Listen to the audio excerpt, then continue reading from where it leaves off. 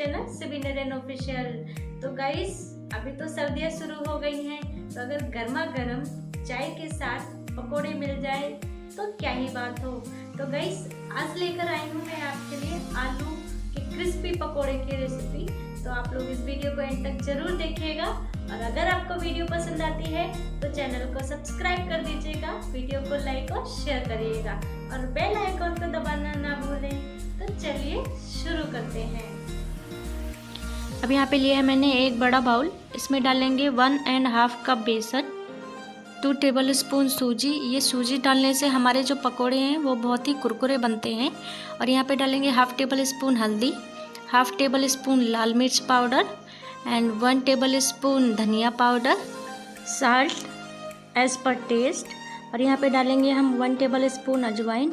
इसको ऐसे हथेली में रख के क्रश कर लेंगे। ये अजवाइन डालने से जो हमारे पकोड़े का टेस्ट है वो बहुत अच्छा आता है, और ये डाइजेशन सिस्टम के लिए भी बहुत अच्छा होता है। और डालेंगे हम 1/2 टेबल स्पून चाट मसाला और 1 टेबल स्पून हरी मिर्च चॉप्ड की हुई। अब इन सारे इंग्रेडिएंट्स को हम अच्छी तरह से मिक्स कर लेंगे। अब यहाँ पे 1 कप में पानी ले लेंगे और थोड़ा थोड़ा डालकर इसे अच्छी तरह से मिक्स कर लेंगे। थोड़ा थोड़ा पानी डालकर मिक्स करेंगे, एक साथ नहीं करेंगे, नहीं तो हमारा बैटर बहुत अच्छा नहीं बनता है। इसीलिए हम थोड़ा थोड़ा डालकर तब मिक्स करेंगे। ये देखिए इस तरह से करेंगे हम, इससे हमारे पकोड़े भी बहुत क्रिस्पी बनते हैं और बहुत अच्छे बनते हैं। ये देखिए अभी हमारा मिक्सर रेडी हो गया है। और यहाँ पे लिया हुआ है मैंने 1 बाउल चॉप्ड की हुई कोरिएंडर लीफ, इसको डाल देंगे और इसे भी डालकर हम अच्छी तरह से मिक्स कर देंगे। तो अब हमारा ये बैटर रेडी हो गया है, ये देखिए।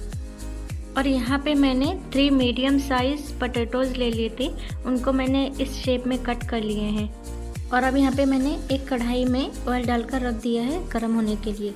तो इसको मीडियम फ्लेम पे गरम करना है, बहुत ज़्यादा भी गरम नहीं करना है इसको। और जो हमने यहाँ पे आलू कट किए थे, अब इसको हम इस बैटर में डाल के इस तरह से मिक्स कर लेंगे। ये देखिए इस तरह से करना है इसको। और अब हमारा तेल भी गरम हो गया है, तो अब हम एक एक करके पकोड़े इस तरह से डाल देंगे। और इसी तरह से हम सारे पकोड़े कढ़ाई में डाल देंगे और इसे हम लो टू मीडियम फ्लेम पे पकाएंगे गोल्डन ब्राउन होने तक। ध्यान रखें दोस्तों कि इसको हमें लो टू मीडियम फ्लेम पे ही पकाना है, और अगर हम इसे हाई स्पीड पे पकाएंगे तो हमारे पकोड़े ऊपर से तो जल जाएंगे और अंदर से पकेंगे नहीं। तो ये देखिए इस तरह से करना है और इसे उलट पलट कर गोल्डन ब्राउन होने तक पका लेने हैं। एटलीस्ट आपको ये पकने में 4 to 5 मिनट लगेंगे। ये देखिए तो अब हमारे ये पकोड़े अच्छी तरह से गोल्डन ब्राउन हो गए हैं। ये मैं आपको दिखा देती हूँ, ये देखिए कितने अच्छे से हो गए हैं। और अब इसे हम एक प्लेट में निकाल लेंगे।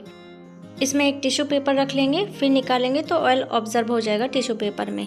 तो ये मैं आपको दिखाती हूँ। ये देखिए दोस्तों हमारे गर्मा गर्म पकोड़े रेडी हैं, और आप इसे चटनी के साथ, चाय के साथ एंजॉय करिए।